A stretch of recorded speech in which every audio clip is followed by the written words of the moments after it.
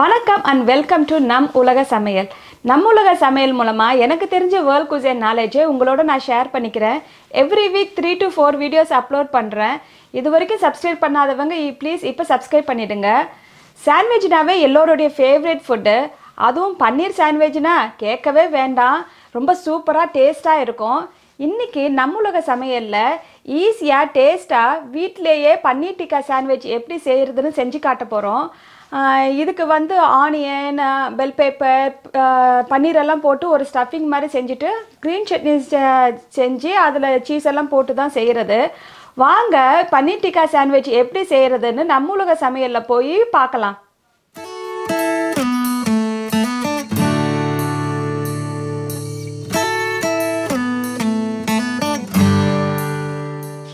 இதுதான் பன்னீர் டிக்கா சாண்ட்விச் செய்கிறதுக்கு தேவையான பொருட்கள். சீஸ் வந்து உங்களுக்கு ஆப்ஷனல் தான். உங்களுக்கு எவ்வளோ வேணும்னாலும் எடுத்துக்கலாம். உங்களுக்கு சீஸ் போடாமையும் செஞ்சுக்கலாம். ஸோ உங்களுக்கு தேவையான அளவு சீஸ் எடுத்துக்கோங்க. ஒரு 2 டேபிள் ஸ்பூன் தயிர் எடுத்துக்கோங்க. 1 table spoon ginger garlic paste, 1/2 spoon kasuri methi leaves dry வந்து, ஒரு 1/2 ஸ்பூன் மஞ்சள் தூள், 1 spoon Kashmiri chilli powder, 1/4 spoon black salt, உப்பு தேவையான அளவு. பட்டர் வந்து நம்ம டோஸ்ட் பண்ணுறதுக்கு தான், எவ்வளோ வேணாலும் எடுத்துக்கோங்க. ஒரு 2 டேபிள் ஸ்பூன் எடுத்துக்கோங்க. ஒரு 1/2 ஸ்பூன் தந்தூரி மசாலா, ஒரு 1/4 spoon amchur powder, 1/2 spoon garam masala powder, 1/2 spoon தனியா பவுடர், ஒரு 1/4 spoon jeera powder and bread slice வந்து நான் எட்ஜஸ் எடுத்துருக்கேன். உங்களுக்கு எட்ஜோடும் போட்டுக்கலாம், எப்படி வேணால் பண்ணிக்கலாம். அப்புறம் ஒரு 1/2 கப்பு கொத்தமல்லி, தேவையான அளவு கொத்தமல்லி, 1/2 கப்பு ஆனியன் அண்ட் தேவையான அளவு எண்ணெய் and 1/2 cup tomato and 1/4 cup bell paper. நான் ரெட்டு எல்லோ எடுத்துருக்கேன். உங்களுக்கு எது கிடைக்குதோ நீங்கள் எடுத்துக்கோங்க. க்ரீன் போட்டாலும் நல்லா தான் இருக்கும். பன்னீர் வந்து ஒரு 200 கிராம் இருக்கும், இல்லைன்னா 1 கப் எடுத்துக்கோங்க. நீங்கள் துருவியும் போட்டுக்கலாம், இல்லைன்னா இந்த மாதிரியும் பண்ணிக்கலாம். பட் க்யூப்ஸ் போட்டால் தான் நல்லாயிருக்கும். சின்ன சின்ன க்யூப்ஸாக போட்டுக்கோங்க, அப்போ தான் நல்லா கடிச்சு சாப்பிட்ற மாதிரி இருக்கும். வாங்க இப்போது க்ரீன் சட்னிக்கு என்ன தேவையான பொருட்கள்னு பார்க்கலாம். இது வந்து க்ரீன் சட்னிக்கு தேவையான பொருட்கள். ஒரு 1/2 கப்பு மின்ட் லீவ்ஸ் எடுத்துக்கோங்க. அதே மாதிரி ஒரு 1/2 கப்பு கொத்தமல்லி எடுத்துக்கோங்க. ஒரு 1 table spoon lemon juice, salt தேவையான அளவு, க்ரீன் சில்லி உங்களுக்கு எவ்வளோ ஸ்பைசி வேணாலும் எடுத்துக்கோங்க. நான் 1 தான் எடுத்திருக்கேன். ஒரு 1 டேபிள் ஸ்பூன் வந்து ட்ரை கோகோனட் எடுத்திருக்கேன்.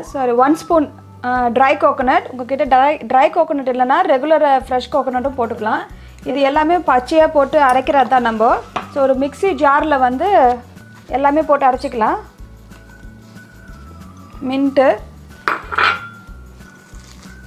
கொத்தமல்லி, ரொம்ப தண்ணி ஊற்றி அரைக்க தேவையில்லை, லைட்டாக கொஞ்சோண்டு தண்ணி ஊற்றினாவே போதும். பச்சை மிளகா,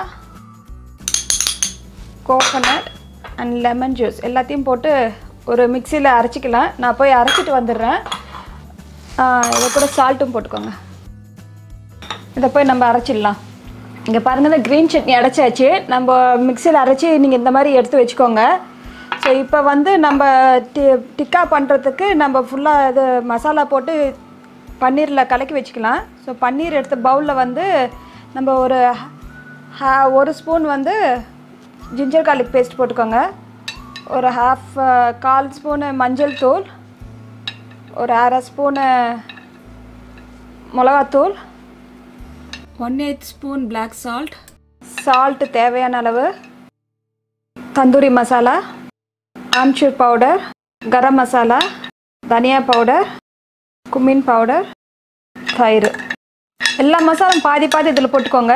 மீதி மசாலா வந்து நம்ம ஸ்டஃபிங் செய்யும்போது கொஞ்சம் போட்டுக்கலாம். இதை வந்து ஜஸ்ட்டு மிக்ஸ் பண்ணி ஒரு 5 to 10 மினிட்ஸ் ஜஸ்ட்டு ஊற வச்சுடுங்க.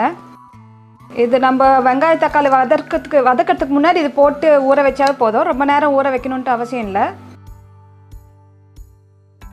ஸோ நம்ம இப்போ வந்து கலக்கி வச்சாச்சு. இப்போ நம்ம பேனை போய் ஹீட் பண்ணிவிட்டு நம்ம தாளிக்கிறது தான். இப்போ ஒரு பேனை ஹீட் பண்ணிவிட்டு அதில் எண்ணெய் ஊற்றிக்கோங்க. அதுக்குள்ளே ஜிஞ்சர் கார்லிக் பேஸ்ட் போட்டுக்கோங்க. ஸோ அதுக்குள்ளே ஆனியனும் போட்டுக்கோங்க. தக்காளி ஆட் பண்ணிக்கோங்க.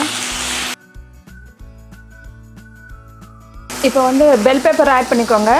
இது ஒரு half பாயில் இருந்தால் போதும். பெல் பெப்பர் வந்து ரொம்ப ஓவர் குக் பண்ணாதீங்க, ஏன்னா நல்லா இருக்காது. ஓவர் குக் பண்ணாவே அந்த ஃப்ளேவர் எல்லாம் போயிடும், பெல் பெப்பரோட ஃப்ளேவரு.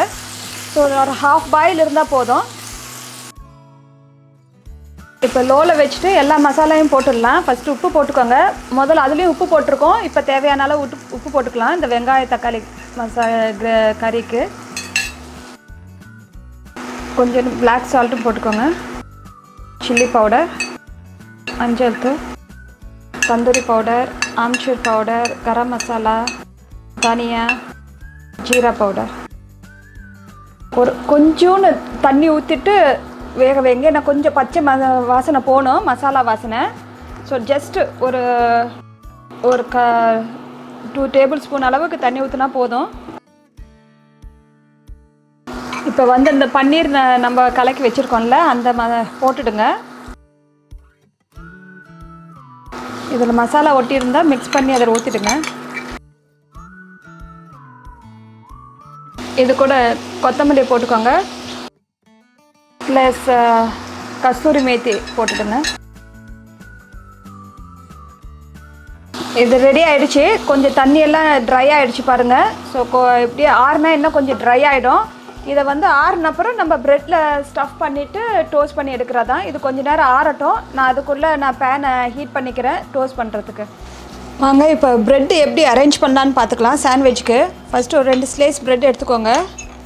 இதில் வந்து ஒரு ஸ்லைடு பட்டரை வந்து ஸ்ப்ரெட் பண்ணிக்கோங்க, 1 சைடு. இந்த க்ரீன் சட்னி வந்து ஸ்ப்ரெட் பண்ணிக்கோங்க.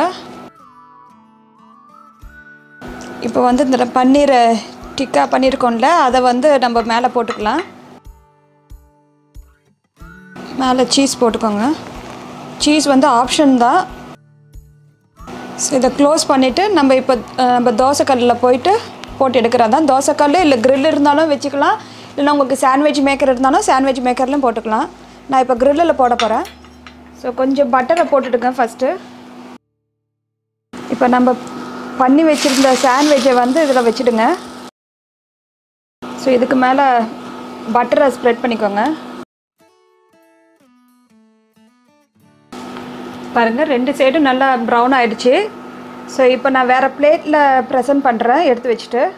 பாருங்கள், நான் இதை வந்து கட் பண்ணி காட்டுறேன் எப்படி இருக்குன்ட்டு. நல்லா கிறிஸ்பியாக இருக்குது பாருங்கள், நல்லா ஜூஸியாக, நல்லா ஸ்டஃபிங் நல்லா இருக்குது. நான் இதை வேறு பிளேட்டில் அரேஞ்ச் பண்ணிவிட்டு காட்டுறேன். இதை பாருங்கள், டேஸ்டான பன்னீர் டிக்கா சாண்ட்விச் ரெடி ஆகிடுச்சு. நீங்களும் செஞ்சு பார்த்துட்டு எப்படி இருக்குன்னு கமெண்ட்ஸ் பண்ணுங்கள். லைக் பண்ணுங்கள், ஷேர் பண்ணுங்கள், சப்ஸ்கிரைப் பண்ணுங்கள். பக்கத்தில் இருக்க பெல் பட்டனையும் ப்ரெஸ் பண்ணுங்கள். அப்போ தான் நான் போடுற வீடியோஸ் எல்லாம் உங்களுக்கு உடனே நோட்டிஃபிகேஷனாக வரும். தேங்க்யூ.